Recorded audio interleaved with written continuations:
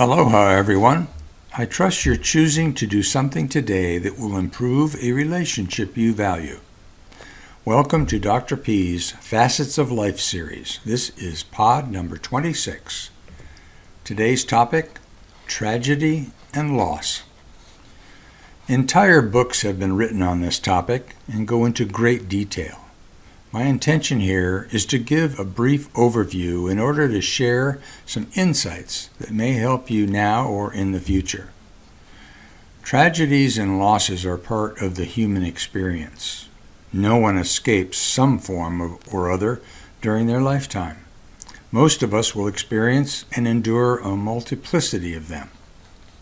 Some of these experiences can be unexpected, such as a sudden death, a fatal accident, weather or environmental-related calamities such as fires, floods, earthquakes, tornadoes, and finally suicide or even homicide. These things are usually labeled as tragedies for most of us. Others of these experiences can be expected, such as death due to old age, death due to serious and/or protracted illness. It seems that the shock value is usually more severe with unexpected loss than with the expected. That being said, both types of loss can be a shock to our systems, can leave us numb and emotionally traumatized. Let's pause here to allow me to talk just a little bit about emotional trauma. There are many kinds of emotional trauma. For example, a diagnosis of a serious or terminal illness, grief, separation, severe humiliation, physical or emotional abuse, a life-threatening accident. The list of things we experience that can result in emotional trauma is longer than you might imagine.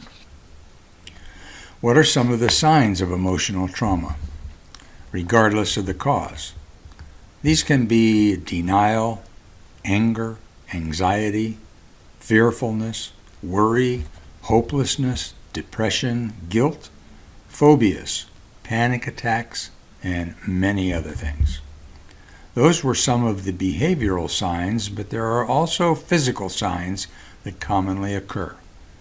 Those are things like headaches, fatigue, digestive problems, elevated heart rate, sweating, jumpiness and sleeplessness. Even some back and spine problems can occur. So now what does one do if one suspects he or she is experiencing some kind of emotional trauma? Well, the first thing to do would be to make an appointment with your primary care physician and/or a mental health expert for an appropriate assessment. In terms of self-care, you could do any or all of the following. Maintain self-care with things like proper diet, exercise, and rest. Do not isolate yourself from others. Experience other human beings. Connect with your spiritual side. Give of yourself by helping others. Keep a daily journal. A journal might not appeal to you, but it can be a great tool for you as you progress through this difficult journey. It can be helpful to periodically look back at your thoughts and feelings so that you might make choices going forward that could help. The older you are, the more wisdom you are likely to have gained through the process of living and acquiring coping skills. You also may draw upon your own ever-changing perspective on life itself. Behaviors that define wisdom are empathy, compassion, self-reflection, emotional control, and personal resiliency. Finally, let me say a few words about our worldview and expectations in life. These things are different for each of us, but we all have them. We all have a picture in our minds of how we want life to be for us. That's a good thing. It is normal and ever present. But what I want you to remember is that none of us has very much control in life. The thing we have control over is our minds. We can choose how we view things that we experience or the things that happen to us. So, Try to temper your expectations with the awareness that most of what life and the world presents to us is out of our control.